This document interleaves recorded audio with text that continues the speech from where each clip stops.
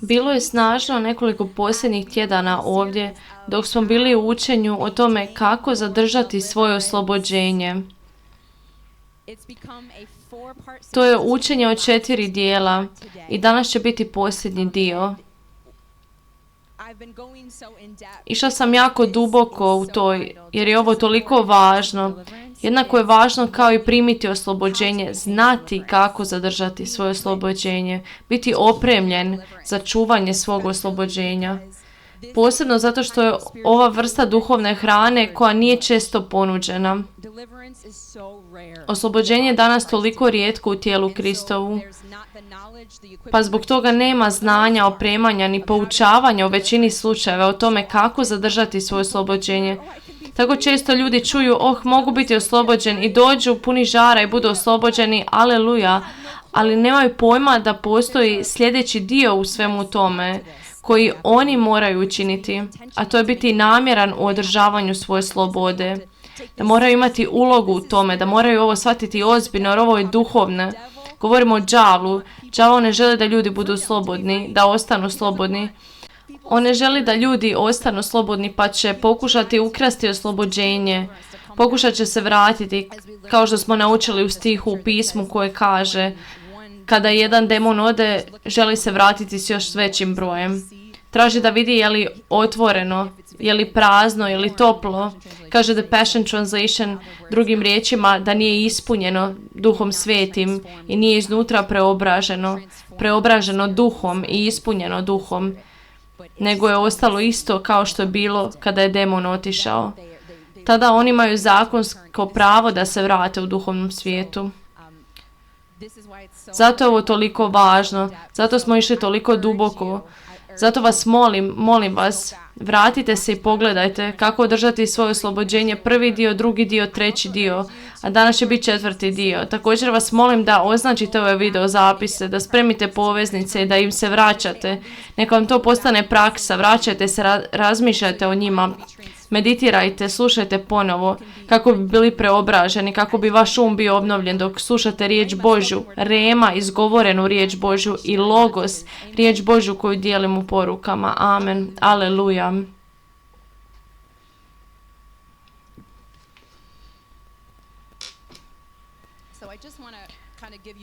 Samo vam želim dati mali sažetak. Ako vam je ovo prvi put, ako niste čuli prethodna 3 dijela, samo vam želim brzo sažeti što smo prošli prethodnih tjedana u vezi kako zadržati svoje oslobođenje. Predaja, potpuno predati se Bogu, to je ključno. Toliko važno za zatvaranje vrata. Važno je zatvoriti duhovna vrata. Vrata koja su bila otvorena za dolazak demona, kroz grijeh i kroz vrata poput područja gdje niste bili poslušni Bogu, poput zadržavanja odnosa koje ne biste trebali zadržavati. Na primjer, morate biti ozbiljni u zatvaranju svakih vrata, tako da demoni nemaju zakonski pristup ući. Oni imaju zakonski pristup kada ostavimo vrata otvorena, kada ne poslušamo Boga, recimo kroz grijeh.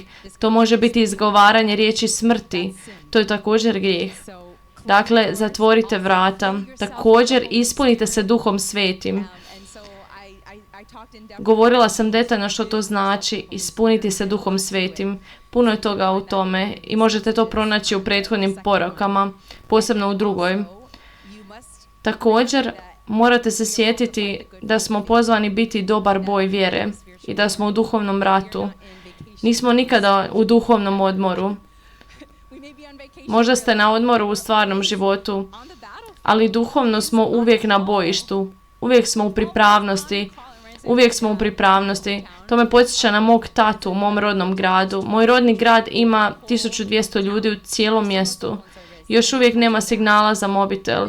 I zbog toga, da bi imali vatrogasce i hitnu pomoć, sve mora biti volonterski. I moj dragi tata i većina članova crkve u kojoj sam odrasla, svi su volonteri već desetljećima.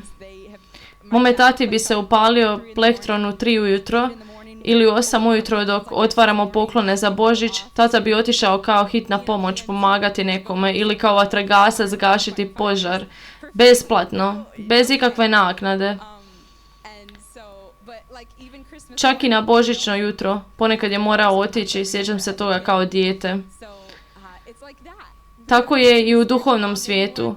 Možda smo fizički na odmoru, ali ne možemo zaspati duhovno. Ne možemo ići na odmor u duhovnom svijetu. Uvijek moramo biti u pripravnosti. Uvijek moramo biti budni, kao što Biblija kaže. Budite budni, budite oprezni, jer đavao vreba kao ričući lav, tražeći koga da proždre. Zato uvijek moramo biti svjesni. Moramo znati svoj poziv. Pozvani smo biti ratnici i moramo biti u pripravnosti. Amen. Dakle, da bi održali svoje oslobođenje, moramo biti svjesni ove borbe, moramo biti uvijek spremni i boriti dobar boj vjere. Moraš biti spreman, moraš znati da će doći trenutak kada će đavao pokušati i napasti. Toliko je važno da mu ne dopustiš da pobjedi, da ne sjediš i pustiš da te izudara i zatim se vrati natrag, nego da se ustaneš s te stolice u duhovnoj stvarnosti i da kreneš djelovati, kreneš u rat, kreneš u bitku i hodaš u autoritetu koji ti je Isus dao. Imaš autoritet nad demonima, imaš autoritet nad svim napadima đavla, svim tim oružjima, tim vanjskim oružjima koja su oblikovana protiv tebe. Prošli tjedan govorila sam o tome kako kada imaš demonsku opresiju, kada imaš demone, oni su zapravo iznutra. I to je zapravo pravo ropstvo, opresija. To je lanac oko tebe i zato ljudi poste i mole se i pokušavaju činiti toliko toga. Mislim, mole se satima i satima, a ništa se ne događa. Opresija i dalje ostaje jer je pomazanje ono što uništava jaram. Snaga Božja je ta koja oslobađa ljude. Vidimo ljude kako bivaju oslobođeni u crkvi, djela apostolskih, kroz to što su se pozicionirali tamo gdje je pomazanje teklo, kao kod Petra. Samo Petrova sjena bi dotaknula bolesne i opsjednute i svi bi bili oslobođeni i iscijeljeni. Dakle, vidimo da su se tako događala čuda, pomazanje, snaga Božja koja teče kroz posude. To je ono što uništava jaram. To je i kod unutarnjih demona, a onda kada si oslobođen više nemaš demone iznutra, ali đavao napada izvana.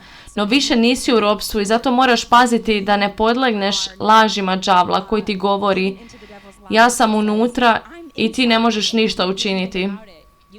Moraš tražiti još oslobođenja. Moraš paziti da kada si slobodan, moraš stati čvrsto i boriti dobar boj vjere. Hodati u svom autoritetu i odbijati đavla, opirati mu se, jer Biblija kaže oduprite se đavlu i pobjeći će od vas. Amen.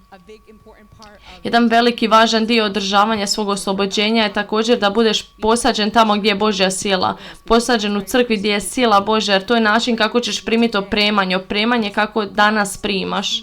Ovo su lukavi planovi đavla, ovako ih navladavate. To je hrana u duhovnoj sferi. Tvoje duhovne oči se otvaraju. Dakle, to je samo kratki sažetak onoga što smo prolazili prethodnih nekoliko tjedana.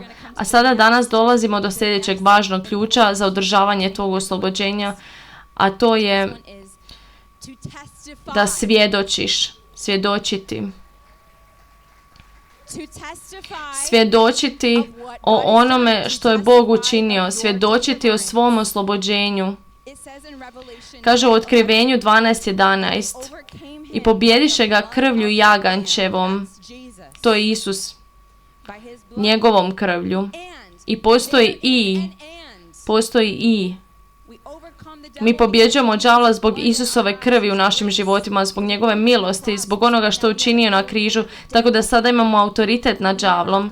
Nikada ne moramo izgubiti od njega zbog onog što je Isus učinio, zbog krvi jagančeve i tu je i riječju svojega svjedočanstva.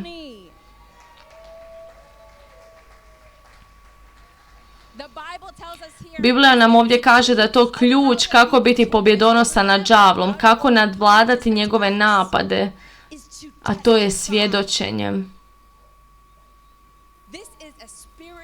Ovdje govorimo o duhovnoj stvari, svjedočiti.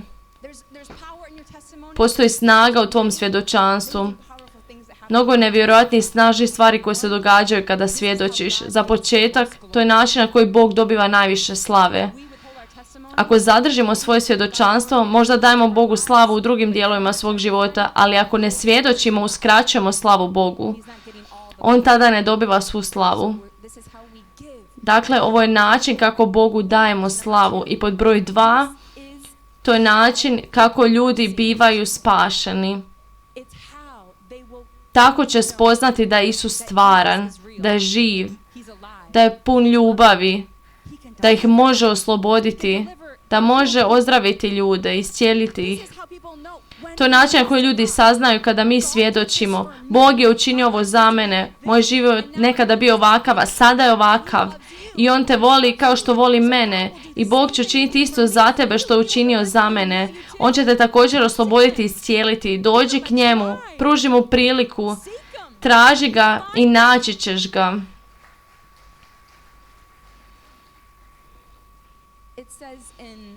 Kaže u Ivanu 4:28. Tamo je bila Samarijanka Gozdenca. Isus joj je prorokovao. Snaga Božja djelovala kroz Isusa, kroz njegovu proročku riječ Samarijanki. To je veliki način na koji Bog djeluje u sili i pokazuje svoju ljubav ljudima. Dolazi na način koji otvara duhovne oči, da znaš da je On stvaran i da znaš njegovu intimnu ljubav prema tebi kroz proročku riječ. Amen. I tako je Božja sila djelovala kroz Isusa. Pomazanje, dok je prorokovao ovoj Samarijanki, govorio je o stvarima iz njezina života, da ima više muškaraca u svom životu, što je bilo jako grešno u ona vremena, još više zapravo prezreno u društvu tih dana. Ali znaš, On to nije učinio na osuđujući način, što nije s tobom u redu, ti si loša, ne. Već možete vidjeti po njezinoj reakciji kako je reagirala na Isusa nakon što je prorokovao. Da je to bilo učinjeno s tolikom ljubavlju. Kada je prorokovao, to nije bilo osuđivanje, nego s ljubavlju. Znam kroz što prolaziš, znam tvoj život, znam skrivene stvari, ali volim te svejedno. Volim te bez obzira na to što si učinila. I ja sam tvoj Gospodin, ja sam tvoj spasitelj i želim da mi predaš svoj život. To se događalo u ovom susretu sa Samarijankom na Zdencu. I tako ona dolazi do spoznaje, ti si Mesija. I bila je toliko zadivljena ljubavlju koju je doživjela, snagu koju je iskusila kroz proročku riječ, kroz Isusa. Ona je samo željela da cijeli svijet upozna tog Isusa kojeg je upravo susrela. Amen.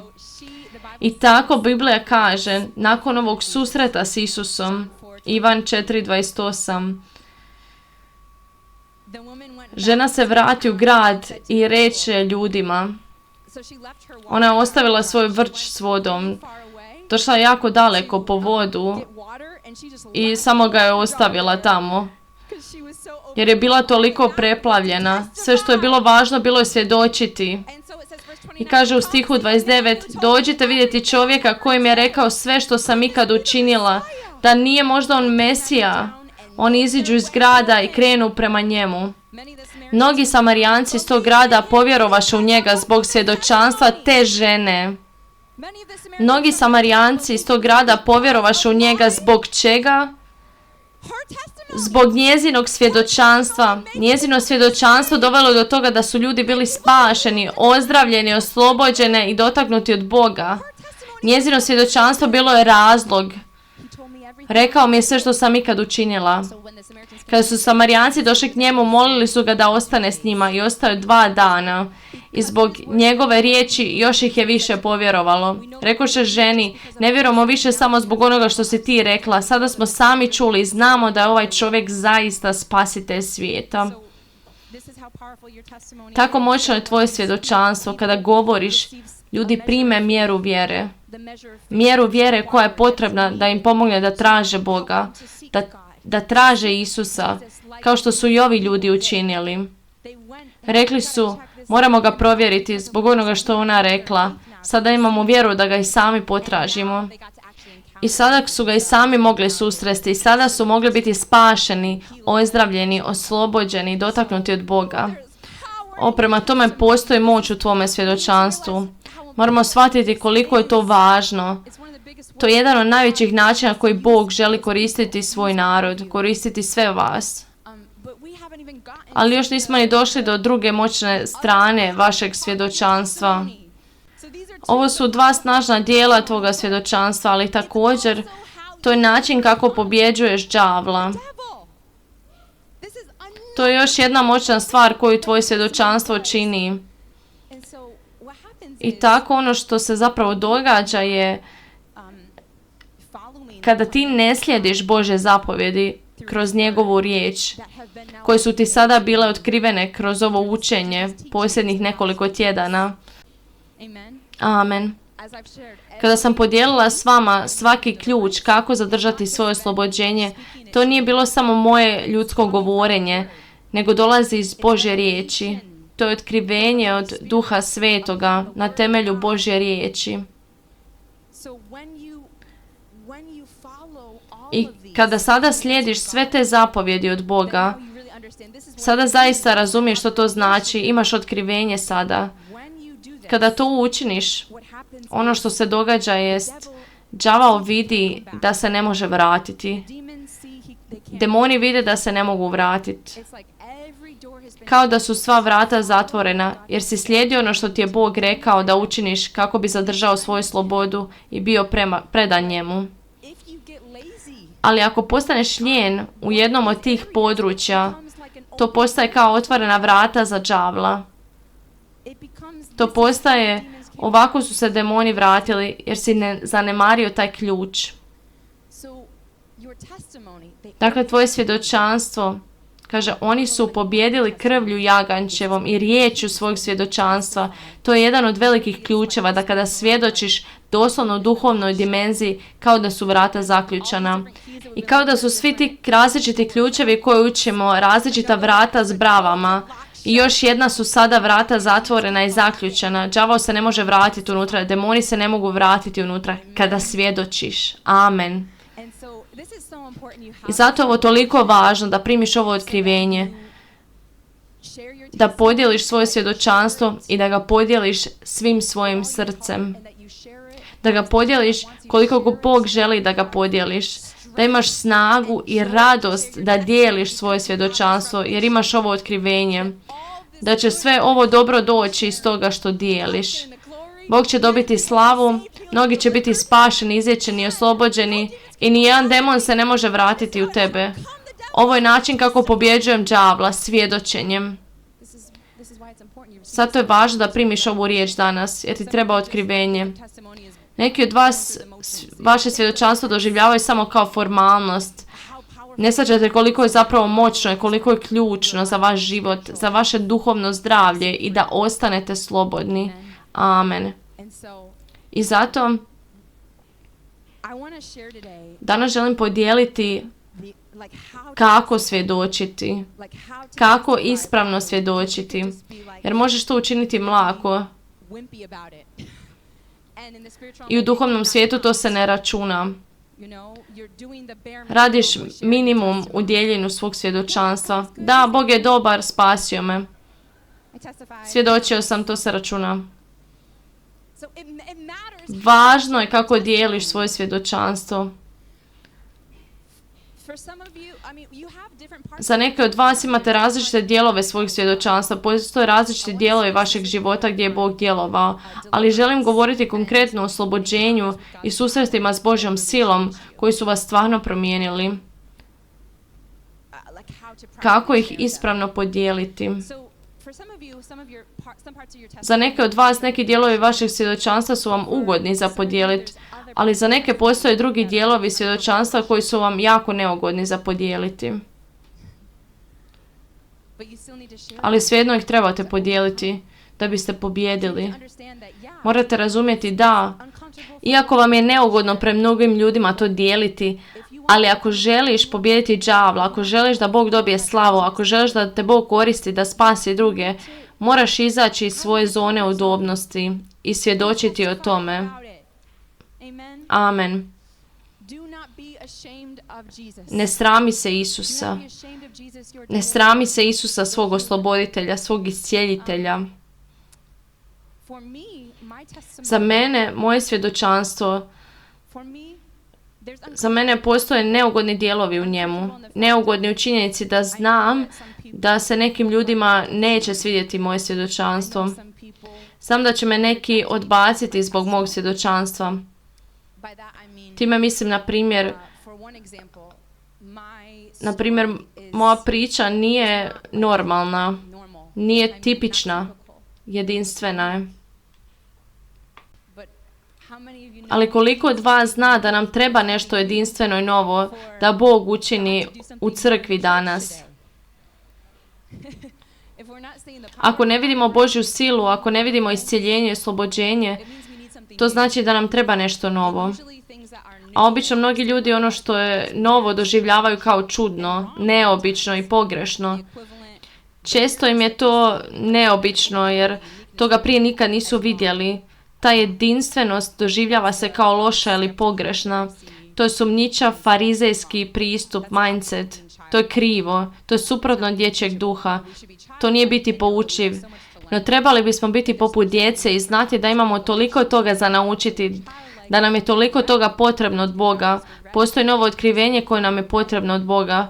Pa smo djetinasti, spremni da nas Bog iznenadi, spremni smo da nas Bog nauči nešto novo, spremni smo za otkrivenje iz Svetog pisma koje će nam biti osvjetljeno na način za koji do tada nismo prije čuli. Spremni smo, pa kada dođe ne odbacimo ga, kada dođe ne mislimo da je čudno i neobično, nego mislimo, vjerujem da je ovo novo na što sam čekao i tražio. Amen, aleluja. Što se tiče moje priče, moj duhovni otac je iz druge zemlje, Istočne Afrike. Primala sam udjelu pomazanja od svog duhovnog oca. Moj duhovni otac prvo mi je prorokovao da sam pozvana da budem apostol Isusa Krista. Riječ Božja došla je kroz njega. Znala sam da to dolazi od Boga. Povjerovala sam i željela biti u Božjoj volji, pa sam poslušala Boga. Zatim sam primila izljev pomazanja. Započela sam crkvu unutar te godine, 9 mjeseci nakon što mi je prorokovano.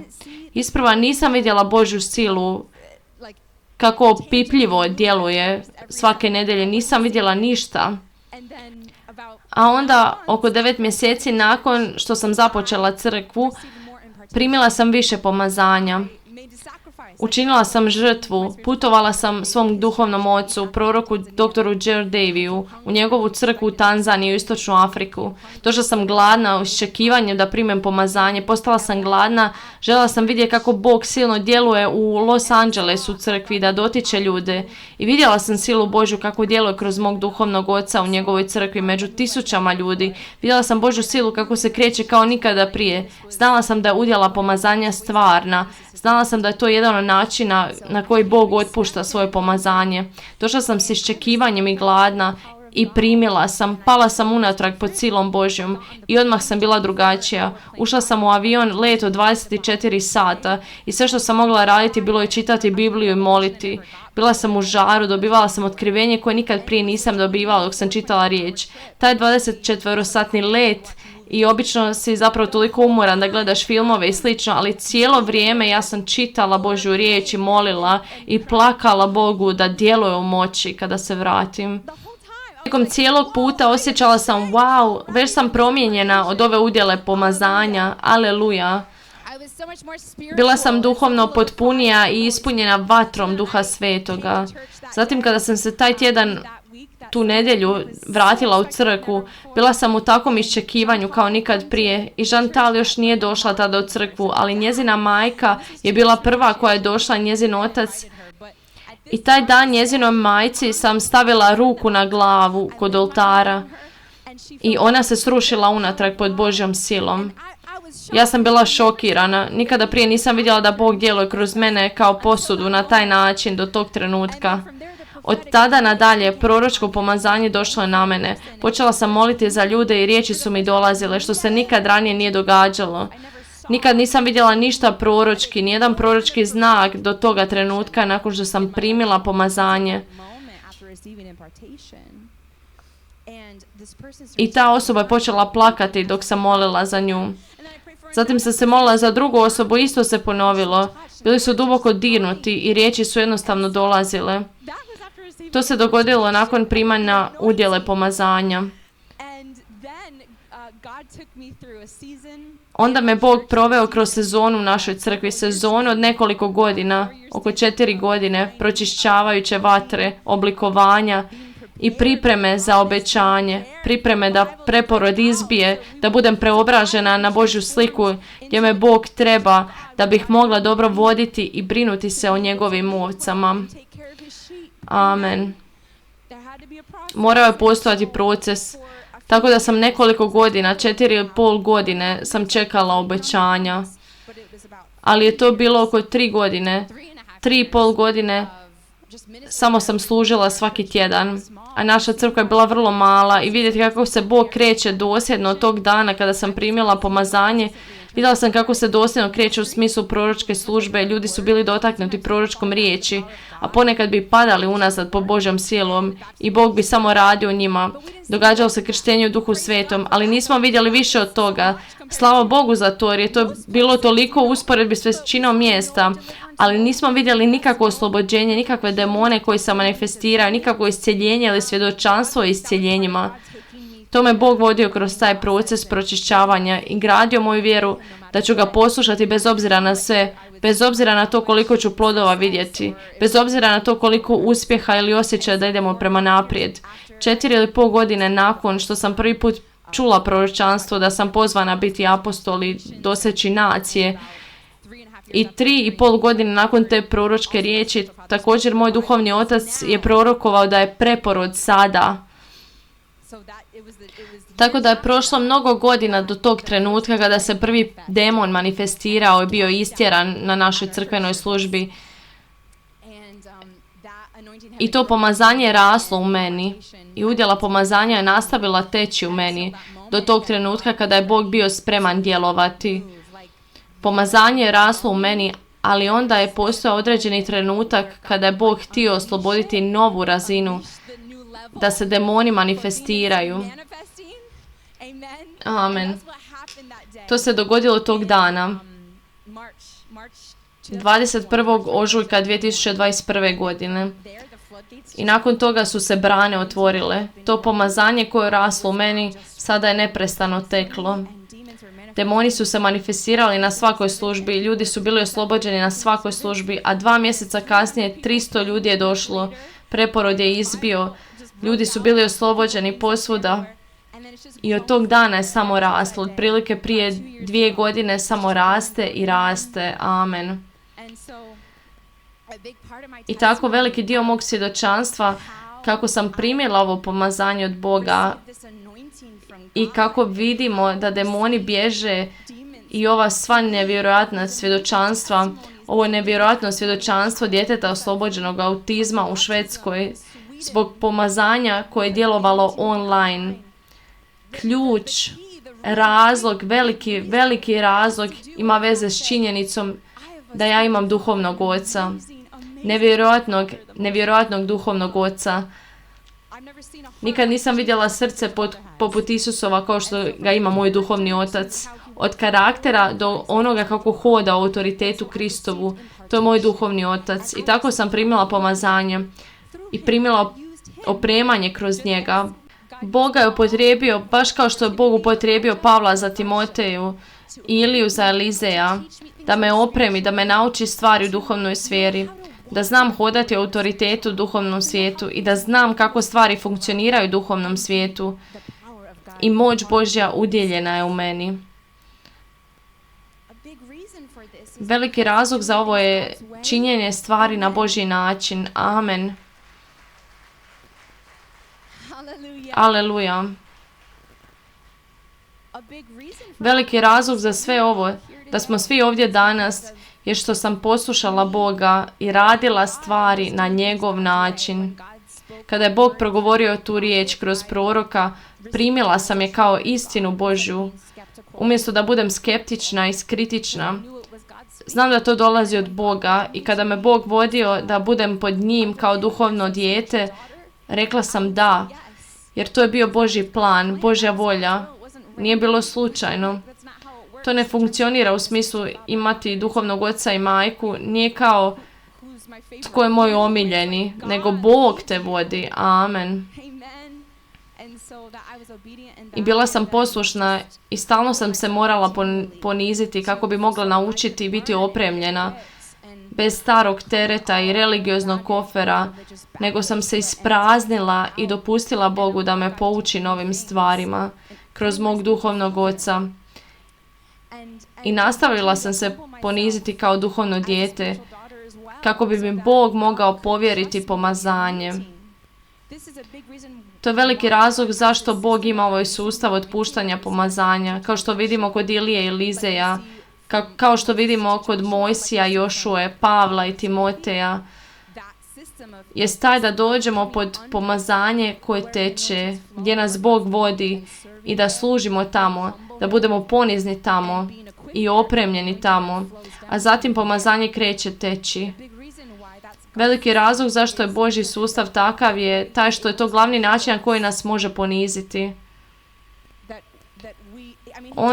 On time testira našu poniznost. Hoćemo li biti ponizni ispod i služiti drugoj osobi? Možemo li učiti od druge osobe? To je veliki način na koji Bog testira našu poniznost i zapravo oblikuje ponizno srce u nama. Ne možemo to učiniti na svoj način. Možemo vapiti u sobi: Gospodine, ponizi me. Moliš se Bogu da te ponizni i ovako će te poniziti. Tražit ćete da ideš služiti drugome, da se pokoriš tamo. Budi ponizan tamo, uči tamo, imaj srce sluge tamo. Ovo je Božji način. I to je zapravo moje svjedočanstvo. Aleluja!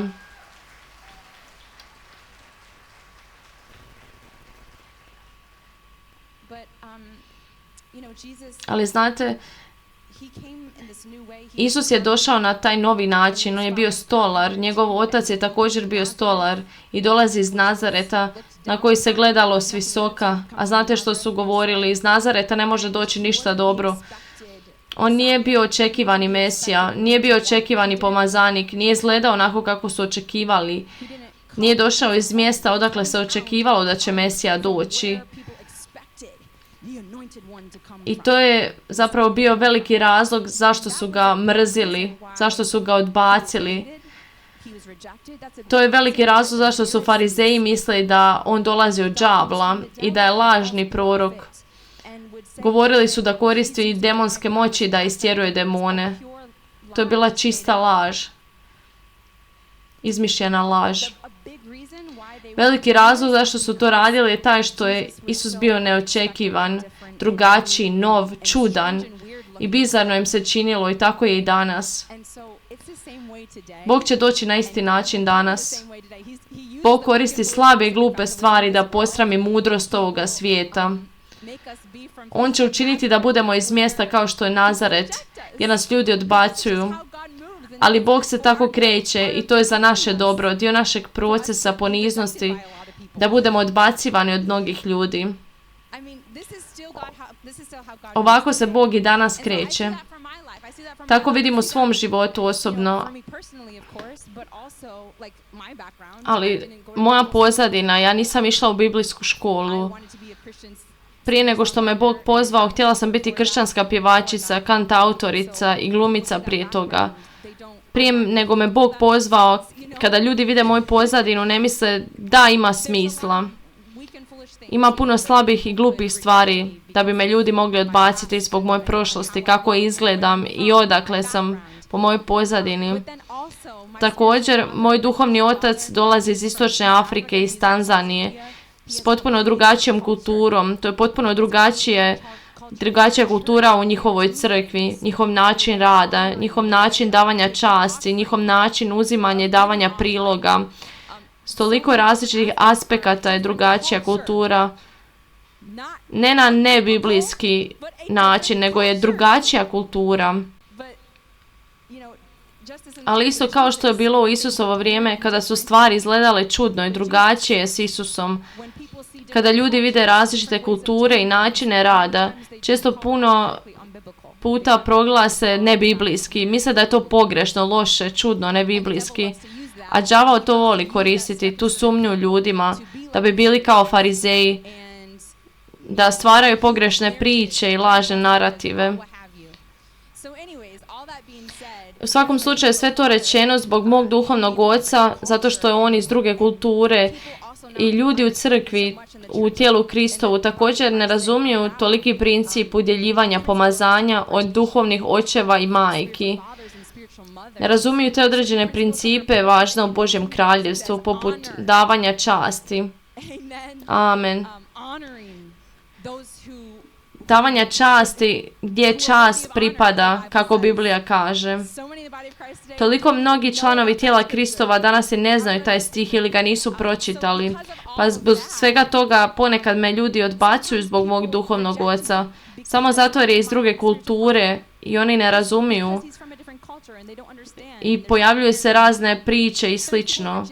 Ponekad me ljudi odbacuju jednostavno zato zbog toga. Zbog toga tko je moj duhovni otac. I tada sam vidjela đavla kako dolazi prikriveno. I nikad nisam popustila, nikad nisam bila iskušana. Ali on je pokušao na način iskušenja. Došao je na način da me pokuša iskušati. Da ne govorim o svom duhovnom ocu. Da napustim svog duhovnog oca. Dolazio je na razne načine. Dolazio je kroz druge ljude koji su mi to govorili, ali kroz broj ljudi, kroz način odbacivanja, kroz toliko drame koja je nastala jednostavno zbog mog duhovnog oca. I tako bila je napast i sugestija đavla, ako bi ga ostavila, ako nikad ne bi govorila o njemu, onda bi te svi prihvatili. Nitko ne bi imao problema s tobom. Bilo bi lakše. Nisam nikad nasjela na to. Zato što toliko volim svog duhovnog oca. Aleluja. Volim svog duhovnog oca toliko jako i nikad ga ne bi napustila.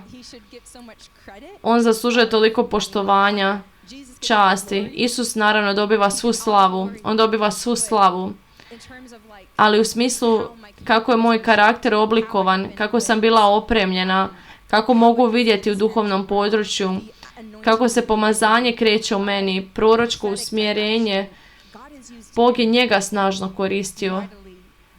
Dan za danom, tjedan za tjednom, godinu za godinom u mom životu. Tako da zaslužuje čast. Amen. Aleluja.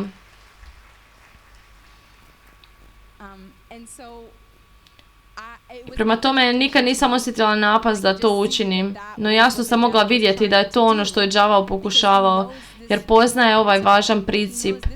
On zna da je to Božji način izlijevanja pomazanja na moj život i njegovo širenje, čak širom svijeta.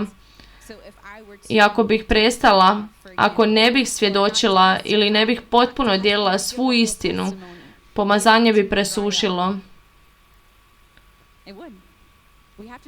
Moramo raditi na Božji način, a to je ozbiljna stvar. Ne možemo se igrati, zato je pomazanje tako rijetko, jer se ne možemo igrati s Bogom. On to ozbiljno shvaća i mi moramo to ozbiljno shvatiti. Moramo imati taj strah Božji svakog dana. Amen. Ako se igraš, bye pomazanje. Dakle, dijeliti moje svjedočanstvo je neugodno. Nije sasvim ugodno to učiniti, jer znam da samo kada podijelim svoje svjedočanstvo, to automatski znači da će me ljudi zbog toga odbaciti. Znam da će automatski netko može napraviti video isječak onog što sam rekla i pokušati ga izrezati i napraviti nekakav čudan video u kojem me kao razotkrivaju ili nešto slično. Znam to svaki put kada svjedočim. Znam to i nije mi ugodno, ali učinim to svejedno. Amen. Aleluja. Jer želim zadržati ono što sam primila. Želim zadržati slobodu i pomazanje koje sam dobila. Želim vidjeti kako raste. Želim vidjeti da se Božja volja ispuni, da svrha mog života bude potpuno ostvarena, da ovo pomazanje dodirne cijeli svijet, pa ću i dalje svjedočiti bez srama. Ne sramim se svog Isusa. Ne sramim se Duha Svetoga. Ne sramim se Duha Svetoga koji djeluje moćno i tjera demone da drhte i izgoni ih. Ne sramim se Duha Svetoga koji djeluje kroz duhovne očeve i duhovne majke. Ne sramim se svog Duha Svetoga koji djeluje kroz posude, kroz mog duhovnog oca, da me opromi i da mi udjeli pomazanje. Ne sramim se Duha Svetoga. Ne sramim se Duha Svetoga koji govori kroz proroke danas. Pravu Božju riječ. Ne sramim se svog Duha Svetoga i ne sramim se učiniti išta što mi Duh Sveti kaže da činim, a to je da dam čast svom duhovnom ocu. Ne sramim se učiniti ono što Pavao kaže. Došao sam postati poput ljudi kako bi me ljudi primili Isusa, primili moju poruku. Nisam se posramila otići u drugu kulturu, tamo odakle dolazi moj duhovni otac, i kleknuti i položiti prilog pred njegove noge. Jer u toj kulturi to znači dati čast Božjem slugi. I to nema veze sa štovanjem, to je davanje časti. Kada položiš prilog pred njegove noge i kažeš, razumijem da je to pomazanje, tvoja poslušnost, da je ovo pomazanje poteklo kroz tebe i dotaknulo moj život. Zato te poštujem i sijem sjeme ovdje pod tvojim nogama. Ti si vođa ove službe. I to je njihova kultura, to je ono što oni rade. Ne sramim se to učiniti. Amen. Ne sramim se. Ne sramim se. Aleluja. Slava Bogu. Slava Bogu. Hvala svima, blagoslivljam vas. Baš me dirnulo što imam vašu podršku. Svi vi koji ste se ustali, hvala vam puno. Aleluja, aleluja, aleluja. Hvala vam puno. Toliko sam blagoslovljena. Hvala ti Isuse, hvala ti Isuse. Važno mi je dijeliti svoje svjedočanstvo jer znam da je to Božji način otpuštanja pomazanja. Ima nekih drugih biblijskih slučajeva gdje se Bog jednostavno pojavljuje Mojsiju u gorućem grbu i počinje stavljati u njega pomazanje bez druge posude. Isto kao i s Ilijom. Postoje neki slučajevi gdje Bog daje pomazanje bez drugog posrednika. Bog to i danas može, apsolutno. Ali to nije glavni način na koji oslobađa pomazanje. Njegov glavni način davanja udjela pomazanja kako bi drugi mogli hodati u Božjoj moći je usmjeriti njegove ljude da budu posađeni pod duhovnim ocem, duhovnom majkom i da to pomazanje teče kroz njih i da im se udjeli. Kao što kaže u psalmu koji govori o pomazanju, da je to poput ulja koje curi niz Aronovu bradu i haljinu. To je princip primanja pomazanja. Kada dođeš ispod, služiš, budeš posađen pod onoga na koga je Bog izlio pomazanje poput Ilije, Mojsija, apostola Pavla. I da biste došli tamo, služili tamo i bili posađeni tamo. To bi bilo vaš pokrivač i isto pomazanje koje na glavi vođe bilo bi oslobođeno i dotaknulo bi sve ispod i vas. I to je princip primanja pomazanja. I znam kolika je važnost dijeljenja svjedočanstva, jer ako ga ne podijelim, vi nećete i svi koji gledate diljem svijeta nećete moći primiti pomazanje. Nećete znati kako. Ako ja samo kažem da, Bog me pomazao, ali ne kažem kako me pomazao, kako se to dogodilo, što sam napravila da to primim, sljedeći Božja načela, njegov put, njegov red, nećete znati i nećete onda primiti. Baš kao što čitamo u Bibliji danas, Pavao kaže, imate mnogo učitelja, ali imate samo jednog duhovnog oca. Ja sam postao vaš duhovni otac. To piše, bolje da pročitam da znate. Jer neki ljudi kažu da ne bismo trebali imati duhovne očeve, ali Pavao kaže da je on postao njihov duhovni otac. Tako da je to upravo u Božjoj riječi. Amen. Evo ga. 1. Korinčanima 4:14-17. Ne pišem vam to da vas posramim, nego da vas upozorim kao svoju ljubljenu djecu, jer da imate i bezbroj učitelja u Kristu, imate samo jednog duhovnog oca. Ja sam vam postao ocem u Kristu Isusu, kada sam vam propovijedao radosnu vijest. Zato vas zaklinjem, činite kao ja. Šaljem vam zato i Timoteja, svoga voljenog i vjernog sina u Gospodinu. On će vas posjetiti na moje naputke o vladanju Kristu, koje poučavam u svakoj crkvi. Pa zato što je Pavao ovo naglas govorio, propovijedao je naglas i to je napisano u Božjoj riječi. Danas mi znamo, možemo znati kako primiti pomazanje, tako možemo biti opremljeni. Duhovni očevi, duhovne majke su važni. Oni su veliki dio toga kako bivamo preobraženi na sliku Božju, da ih nasljedujemo kao što Pavao kaže. Tako na isti način za mene da podijelim svoje svjedočanstvo, to je živa Biblija danas. Jer dok dijelim s tobom to danas, ovo je način na koji sam primila pomazanje i dajem ti upute kako i ti možeš primiti pomazanje. Inače, da ne podijelim svoje svjedočanstvo s tobom, ti bi samo išao u svoju sobu i postio, molio se i vapio Bogu za pomazanje, ništa se ne bi dogodilo. Ali kad ti podijelim ova načela, važnost dolaska pod nečije vodstvo je biti podređen tu, važnost imanja srca sluge, važnost toga da ne ideš tamo amo posvuda, nego da budeš zasađen, posađen. Kada ti podijelim važnost služenja, imanja srca sluge i pomaganja u Božjem dijelu koje se tamo u crkvi događa, tamo gdje te Bog poziva. Kada ti podijelim važnost davanja časti, kada ti podijelim važnost udjeljivanja, pomazanja, dok ti dijelim te stvari, sada si naučio, sada znaš kako se postaviti, što trebaš učiniti da bi mogao primiti pomazanje. Moje srce je da ti primiš ono što sam ja primila, tako da i ti možeš hodati u pomazanju i istjerivati demone iz svoje djece koje imaju autizam ili bilo što drugo. Amen.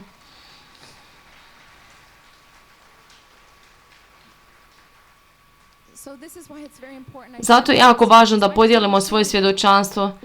Samo sam htjela podijeliti s tobom da svi imamo neugodne dijelove svoga svjedočanstva, gdje nije lako, gdje je neugodno, ali svejedno to moraš učiniti ako želiš zadržati ono što si primio. Ne smiješ se sramiti nijednog dijela svojeg svjedočanstva.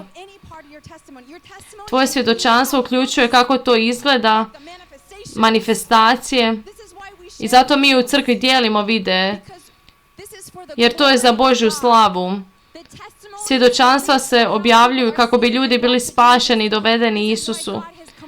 Zato mi je Bog zapovjedio, moram objavljivati sve videe, svako oslobođenje. Ne smijem ništa zadržavati kako bi Bog dobio najviše slave i kako bi najviše ljudi moglo biti dovedeno k njemu i primiti oslobođenje.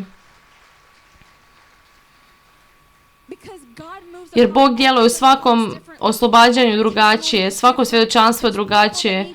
Postoje ljudi kojima treba tvoje svjedočanstvo, postoje ljudi koji trebaju vidjeti kako te Bog dotaknuo i zatim vidjeti video na kojem te Bog dodiruje. Postoje ljudi kojima je to potrebno kako bi bili spašeni. Mislim, stalno dolaze svjedočanstva gdje čujem da neko kaže Božja sila se kretala kroz ekran tijekom tog videa i oslobodila me. A što ako je to tvoj video? A ti kažeš makni taj video, sramim se. I sada netko zbog toga nije oslobođen. Ovo je ozbiljno. Moramo biti hrabri i dijeliti svoja svjedočanstva, svaki njihov dio i video i naše dijeljenje o tome kako smo drugačiji, što je Bog učinio, kakvi smo bili prije i poslije. Amen. Ljudi to trebaju čuti, ljudi to trebaju vidjeti, ljudi to trebaju posvjedočiti. Ne možete ni zamisliti koliko komentara i mailova svakodnevno primim u kojima različiti ljudi kažu Bog me oslobodio kroz ovaj video, Bog me dotaknuo kroz ovaj video, kroz video oslobađanja, kroz video svjedočanstva.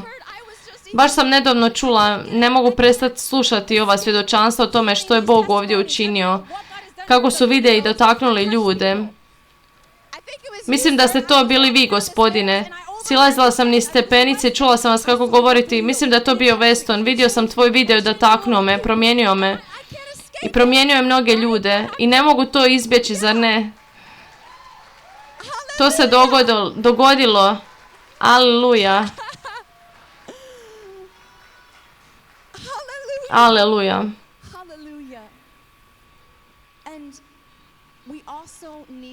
I također trebamo vjerovati Bogu.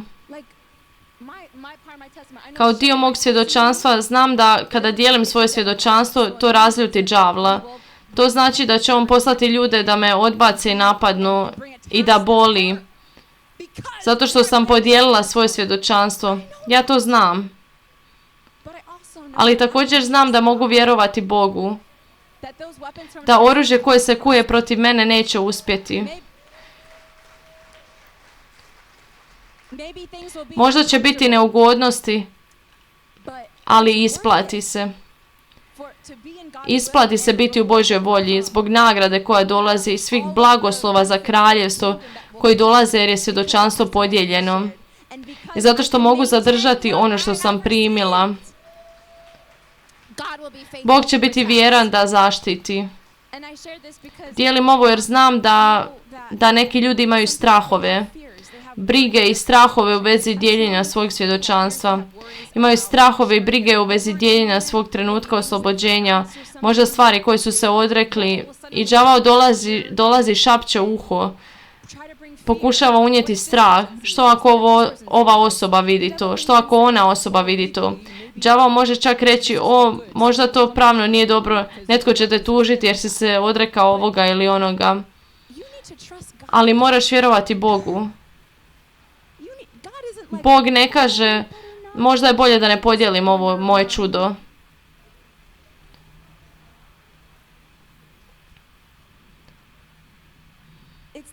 Naprotiv, kada svjedočiš, to te štiti. Kad pokušavaš sam sebe fizički zaštititi, izgubiš zaštitu u duhovnom području. Demoni se vraćaju. Pokušavaš se zaštititi, misliš, možda će me neko tužiti ili se naljutiti. Fizičke stvari od kojih se pokušavaš zaštititi, ali kada to učiniš i zaustaviš svjedočanstvo Isusa, otvaraš vrata da se demoni vrate. Jer pobjedili su ga krvlju jagaćevom i riječju svojeg svjedočanstva. Ako ne svjedočiš, ne pobjeđuješ. Zato moraš vjerovati Bogu da će te zaštititi na svaki način, duhovno i fizički. On će te zaštititi. Samo što si došao ovdje, samo što si se odrekao, ne želim ovo više u svom životu, odričem se ovoga, odričem se onoga. Ne radiš ništa pogrešno. Radiš sve ispravno u duhovnoj dimenziji. Radiš sve ispravno i Bog je Bog pravde. On mora stajati uz tebe. Od duhovnog do fizičkog. Amen. Moraš ovo vidjeti kao nešto lijepo i dobro. Ono što radiš kad dolaziš primiti oslobođenje, kada dolaziš da se odrekneš. To je Božja volja za tebe. Zato imaš Božju zaštitu nad sobom jer činiš ono na što te On poziva. Pokoravaš mu se. Amen. Da, bit će ljudi koji te ne razumiju. Ne razumiju oslobođenje pa misle da si čudan ili čudnovat. To će se dogoditi sigurno. To je dio toga. Isus kaže da ćemo imati one koji nas mrze. Mrzili su mene, mrzit će i vas. Imaćete progonstvo. To je dio svega toga. To je uzdizanje. Kada svjedočiš, postoji test. Svaki put kad svjedočiš, dolazi test. Da, zato neki od vas ste svjedočili i onda su došli napadi. To je zato što se tvoje svjedočanstvo testira. Hoćeš li ostati čvrst u svom svjedočanstvu? Hoćeš li nastaviti svjedočiti dalje i svjedočiti više? Ovo je jedno od velikih područja u kojem te Bog testira da vidi može li ti povjeriti više pomazanja. Testira hoćeš li svjedočiti. Želiš istjerivati demone, liječiti bolesne, propovijedati, ali ne svjedočiš, nemoj očekivati da će ikakvo pomazanje doći na tvoj život. Moraš koristiti ono što ti je dano. Iskoristi ono što ti je dano. Biblija kaže, kada Bog vidi da ti može povjeriti malo, onda zna da ti može povjeriti više. Ako si vjeran u malom, daće ti više. Moraš biti vjeran u svom svjedočanstvu. Amen. Aleluja. I želim samo podijeliti ovo, ne uskraćujte ništa u svom svjedočanstvu, ne uskraćujte detalje. Kao što sam ranije podijelila, mogla bih izostaviti dijelove svog svjedočanstva, mogla bih odlučiti ne govoriti o dijelovima koji nose određeni rizik ako ih podijelim. Zato moraš biti siguran da ništa ne uskraćuješ. Pismo koje smo čitali o Samarijanki kaže, ona je svima ispričala sve o Isusu, sve što se dogodilo. Ispričala im je cijelu priču i rekla im je pođite i vidite ga. Ova žena je mogla samo reći, wow, upravo sam imala čudesno iskustvo koje mi je promijenilo život. Bog je stvaran, svi bi se trebali vjerovati u Boga. U vrijeme farizeja, ljudi koji su dolazili Isusu bili su oslobođeni. Farizeji su bili posvuda po cijelom gradu i onda kada su ti ljudi svjedočili, mogli su samo reći Bog je stvaran, oslobodio me. I to je to. Nijedan ih farizej ne bi dirao. Ali ako kažu, Isus me oslobodio, otišao sam tamo gdje on služio, pozicionirao sam se tamo gdje je to pomazanje teklo s Isusa i tako sam bio oslobođen. To će naljutiti farizeje. Možda će farizeji pokušati nešto učiniti protiv njih, ali biti će zaštićeni. I sada će mnoštvo ljudi koji su čuli to svjedočanstvo biti poput onih ljudi sa Samarijankom i doći će Isusu, osloboditelju. Pozicionirat će se da prime pomazanje. Zato nemojte uskraćivati svoje svjedočanstvo, a đavao te gleda. Đavao traži pravnu prazninu da se može vratiti na bilo koji način. Ne sramite se Isusa, osloboditelja. Ne sramite se Isusa, osloboditelja koji se kreće u petodjelnoj crkvi, u fivefold crkvi. Aleluja. Ako ste primili oslobođenje, pobrinite se da dijelite gdje ste primili oslobođenje i kako se to dogodilo. Kako bi drugi znali gdje mogu primiti oslobođenje, gdje mogu pronaći Isusa, osloboditelja. Isusa koji se kreće u sili. Morate im reći gdje ste pronašli Isusa, osloboditelja, Isusa iscijelitelja, Isusa koji se kreće u moći, Isusa koji je izlio pomazanje na vaš život. Kako se to dogodilo? Aleluja. Dakle, važno je kako dijelite svoje svjedočanstvo. Amen. Amen. Aleluja. Aleluja.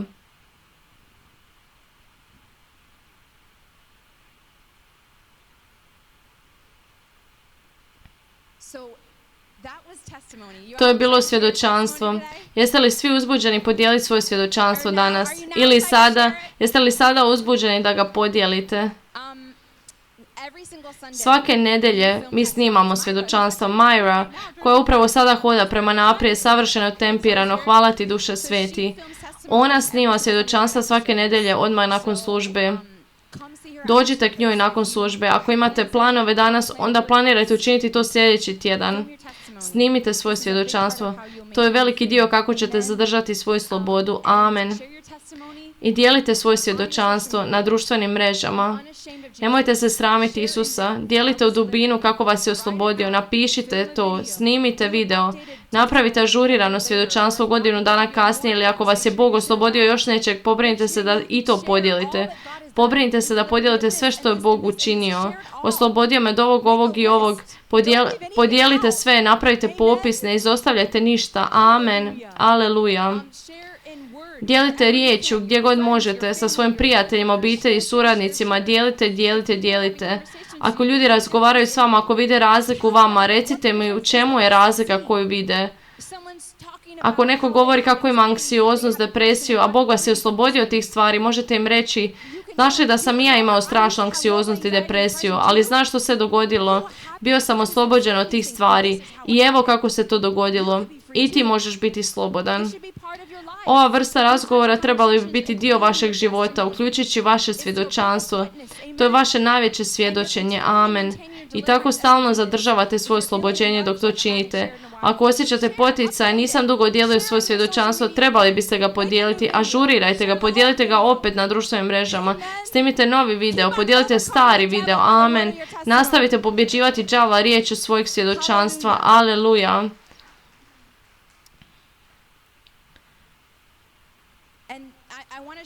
I želim podijeliti ovaj zadnji dio. Sada prelazimo na drugu temu. To je bilo svjedočanstvo, svjedočenje. Ovaj zadnji dio kako zadržati svoje oslobođenje piše u Luki 5.12. Dok je Isus bio u jednom od gradova, priđe mu čovjek sak prekriven gubom. Kada je ugledao Isusa, pade ničice i zamoli ga: Gospodine, ako hoćeš, možeš me očistiti. Isus ispruži ruku i dotače ga. Hoću, reče, budi čist, i odmah ga napusti guba. Zatim mu Isus zapovjedi: ne govori nikome, nego idi pokaži se svećeniku i prinesi žrtvu koju je Mojsije pripisao za tvoje očišćenje, kao svjedočanstvo njima. Dakle, Isus je dao proročko uputstvo, dao je ovo uputstvo osobi koju je iscijelio, koju je oslobodio i rekao je: pokaži se svećeniku i prinesi žrtvu. Drugim riječima, idi u kuću Božju i daj žrtvu, prinesi dar.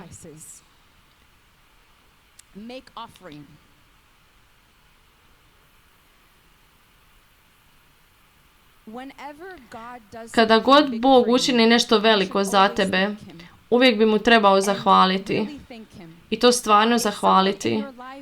Ako te netko u tvom životu toliko te dotakne, kažeš mu: hvala ti, tako sam zahvalan, zahvalite mu, govorite to. Ali ako netko učini nešto stvarno veliko za tebe, vjerojatno učiniš više od toga. Amen. Vjerovatno to uključuje neku žrtvu. Vjerojatno to nešto košta. Vjerojatno mu nešto kupiš. Vjerojatno mu daš neki dar. Čak i ako je samo čestitka, potrudiš se više nego inače kada ti netko učini nešto veliko, što vas je stvarno iznimno blagoslovilo. Amen. Svi ste to vjerojatno već učinili, zar ne? Sama riječ hvala nije bila dovoljna. Isto tako treba i biti s Bogom. Kada god Bog učini nešto veliko za tebe, a oslobođenje je jedna od najvećih stvari koje ikada može učiniti za tebe, trebaš učiniti više od samo izgovaranja riječi hvala. Prinošenje žrtve dotiče Boga. Davanje njegovom kraljevstvu toliko dotiče Boga, jer je to jedan od glavnih načina koje se njegovo kraljevstvo fizički duhovno širi kada podupiremo Božje djelo. To je razlog broj 1 zašto mu je to stvarno važno. I razlog broj 2, svi trebamo novac na ovoj zemlji. Za hranu, za sklonište. To je nešto što nam treba. I zbog toga novac lako može imati vlast na nama i lako može zauzeti previše našeg srca. Bog želi imati cijelo naše srce. Jer gdje ti je blago, ondje će ti biti i srce. Ti cijeniš novac jer trebaš hranu, trebaš sklonište, želiš ovo, želiš odjeću, želiš kuću, želiš novac, želiš impresionirati djevojku. Što god bilo, to ti je blago. Bog želi naše blago. Želi da naše srce više bude na njemu nego na tim stvarima. Više nego s hranom i skloništem. On želi cijelo naše srce, kako bismo u njega gledali kao na ono koji proviđa za nas. Ne, treba nam novac da preživim. Ili trebam novac za ono što želim, ali Bog želi da mu damo cijelo svoje blago i tada će i cijelo naše srce biti na njemu. Zato nas Bog traži da dajemo. Ljudi ne znaju zašto nas Bog traži da dajemo. Ljudi misle da propovjednici traže novac jer žele novac ili nešto slično. Ali moraš znati duhovno da nas Bog traži da dajemo i moraš znati zašto nas traži da dajemo. Radi se o tvom srcu. Nešto se tako snažno događa u duhovnom području kada prineseš žrtvu Bogu u obliku novca. Neki ljudi razumiju da Bog želi žrtvu, ali onda prinose žrtve na druge načine koje Bog od njih ne traži. Ne žele prinijeti novac, pa umjesto toga žrtvuju hranu i poste, iako Bog od njih ne traži da poste. Bog vidi problem u tvom srcu s novcem. Bog vidi čak i kod nekih od vas. Vi čak ni ne osjećate da volite novac. Mislim, ne žudite ni za autima, ni za velikim kućama, ništa od toga. Ali Bog vidi kako se brinete zbog novca. On vidi da se brinete zbog toga. Ne govorimo o svakodnevici, već vidi to malo držanje koje novac ima nad vašim srcem. Zato vam kažem, nešto duhovno se događa kada prineseš novac kao žrtvu Bogu. Nešto duhovno se događa, gdje si oslobođen svih tih veza koje novac ima na tvom srcu. A ako si netko koji zaista voli novac i žudiš za materijalnim stvarima, kada prineseš žrtvu Bogu izvan svoje zone udobnosti, kada prineseš dar Bogu, događa se nešto duhovno. Bog oblikuje tvoje srce tako da više nemaš želju za tim stvarima. Umjesto toga tvoje srce postaje: Gospodine, želim da imaš sav moj novac. Pa kako god to izgledalo, ako želiš da većinu dam za tvoje djelo, crkvu, neka bude tako. Ako želiš da dam puno crkvi, puno siročadi, puno za neku konkretnu potrebu, puno nekoj neprofitnoj organizaciji, da investiram u njih, da im pomognemo, puno prijateljima, obitelji koja je u potrebi, kako god to bilo, Gospodine, želim da ti imaš svoj put s mojim novcem.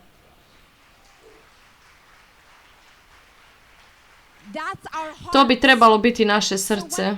Tako da kada dođe trenutak u kojem Bog kaže: želim da me dostojno predstavljaš, možeš si priuštiti tu kvalitetnu odjeću. Ona košta više, ali želim da to imaš.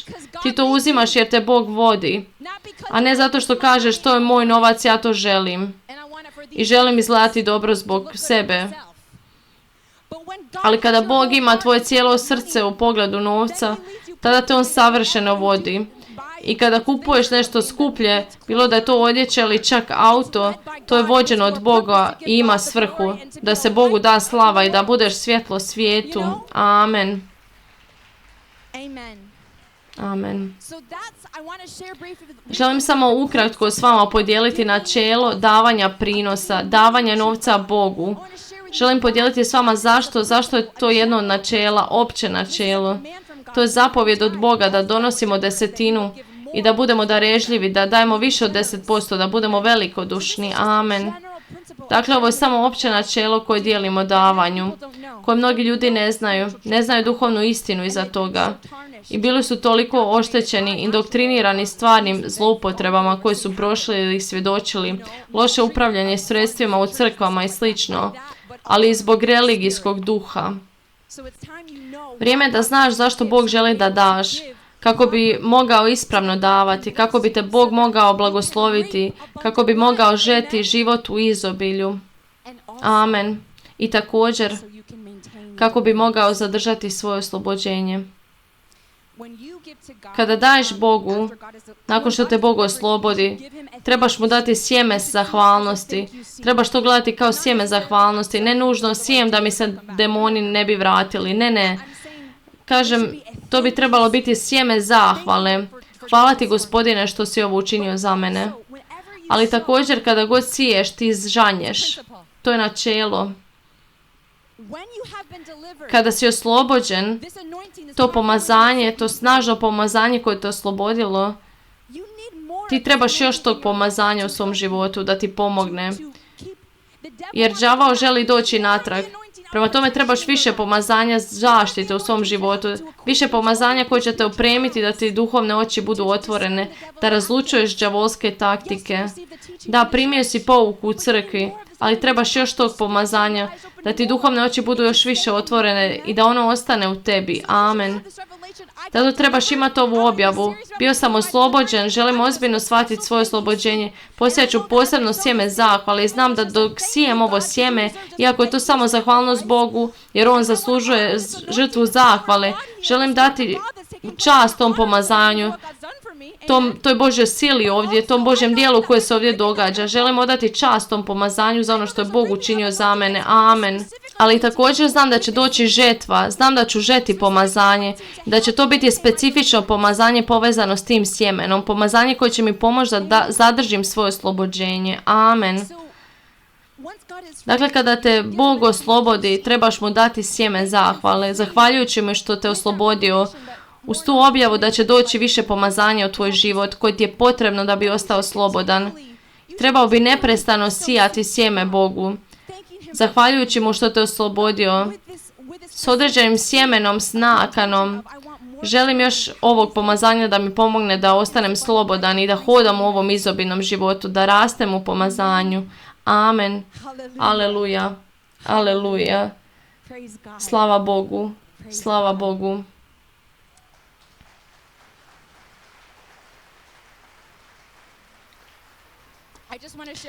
Želim s vama podijeliti još jedan stih iz Svetog pisma, Luka 21.1.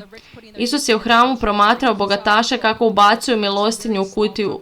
Ugleda tako i neku udovicu kako ubacuju samo 2 novčića.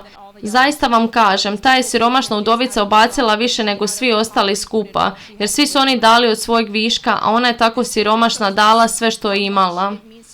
Ovaj stih nam pokazuje koliko Bogu znači kada dajemo puno, kada dajemo tamo gdje boli, mislim kada dajemo neugodno, kada činimo žrtvu.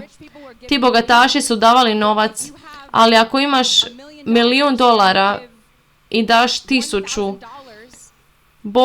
Bog to ne vidi kao nešto veliko. On te blagoslovio sa svim tim. Ali to nije mala žrtva i koristiš ostatak milijuna na sebe. Ali onda postoji ova udovica koja ima samo nekoliko novčića i ona daje sve to. Isus je duboko dodirnut time. Tu vidimo u duhovnom području zašto Bog želi da dajemo velikodušno. Radi se o srcu, tako da On može imati cijelo tvoje srce. Amen.